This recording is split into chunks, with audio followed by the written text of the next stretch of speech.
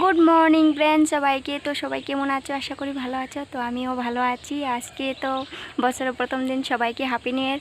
আর আজকে আমি আর বাবু এখানে আমরা স্নান টান করে পূজা টুজা দিয়ে নিয়ে এলাম। আর এখন এখানে দাঁড়িয়ে আছি রোদের দিকে। আর দেখতে পাচ্ছ কত সুন্দর লাগছে দেখতে।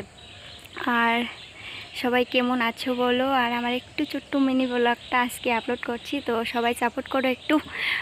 বাবু বলো হ্যাপি নিউ ইয়ার, বলো সবাইকে, বলো। বলবে না? ও বলছে না, ও প্রথম বলছিল, আমি কেটে দিলাম।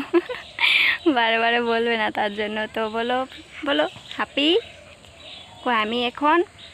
আমি এখন স্কুল যাব, বলো।